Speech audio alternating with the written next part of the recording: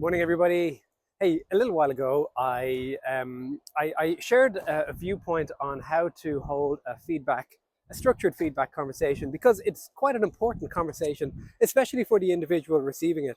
And I just wanted to share one way, or talk about one way of giving feedback that's quite popular out there, but should really be used with an air of not necessarily caution, but just be mindful of how often you use it. And that type of feedback is the old feedback sandwich. We all use it. It's probably one of the most popular uses of feedback out there.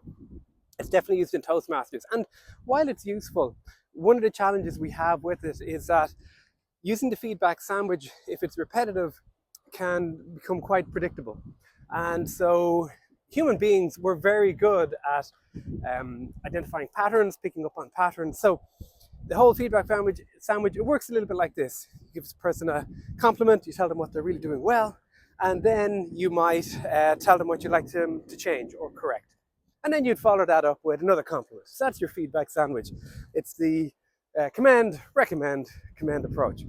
Now, the problem with that approach is that if we're really good at picking up patterns, and we are, if that's the only way that I can give feedback, anytime that my manager comes along and tells me, hey, Colleen, great job on that report, or whatever it might be, and I'm thinking, oh, that's fantastic.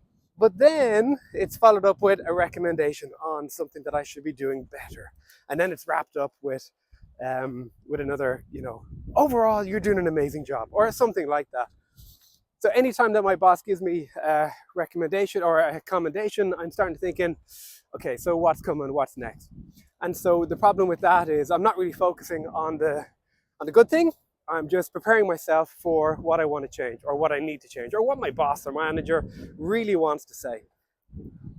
And then I'm too busy focusing or ruminating on the recommend piece to really hear what the last commend piece might be.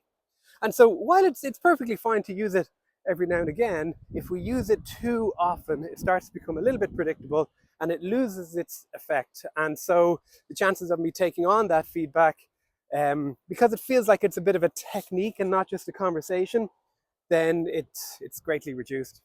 So use it, but use it sparingly. And over the next wee while, I'm going to be sharing several different ways of giving different feedback.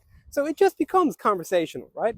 And when we're just having a conversation, it's much more likely to land, and we're much more likely to see the behavioral change that we hope for. I hope that's useful, folks.